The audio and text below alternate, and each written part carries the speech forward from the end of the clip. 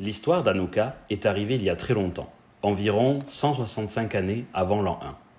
À cette époque, les Juifs vivaient principalement en Israël et leur temple sacré était à Jérusalem. Le temple était l'endroit le plus spécial pour le peuple juif. Le temple avait un autel sacré, un meuble qui contenait la Torah.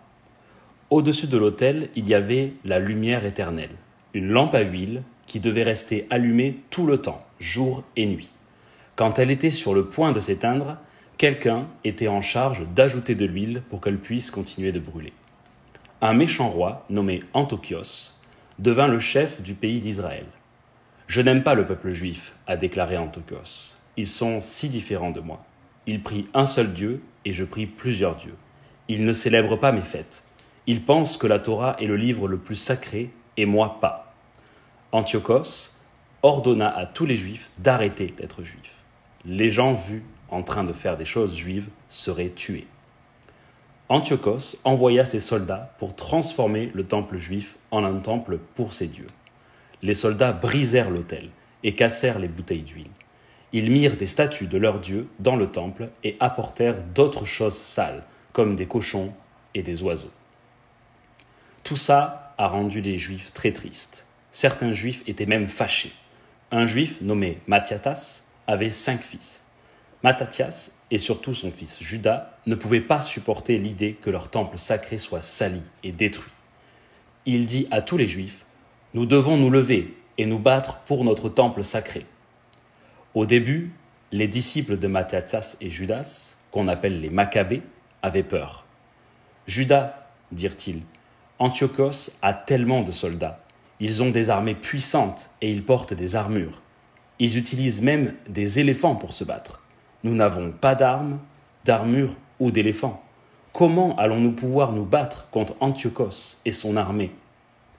Judas répondit « Si on réfléchit bien et qu'on planifie avec soin, Dieu va nous aider à reprendre notre temple. » Et c'est ce qu'ils firent.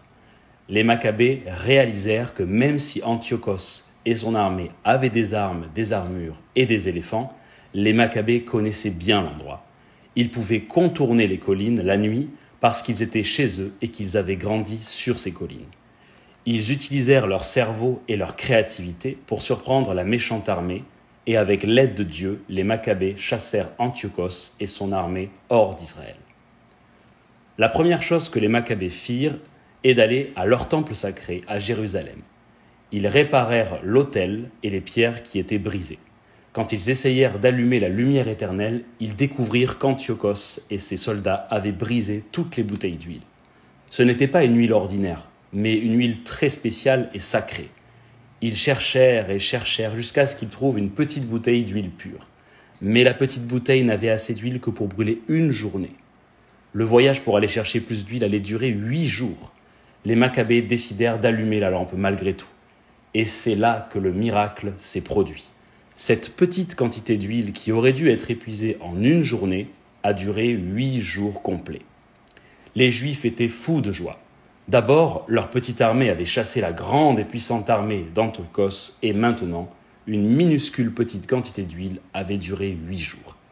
Est-ce que c'était de la chance ? Ou était-ce Dieu aidant les Juifs qui avaient décidé de se tenir debout ? Les Juifs célébrèrent et remercièrent Dieu pour toutes ces choses. Depuis ces temps très anciens, les Juifs allument le Hanoukia, un chandelier avec 8 chandelles, plus une pour allumer les autres, pour se souvenir des miracles si importants qui se sont passés il y a si longtemps.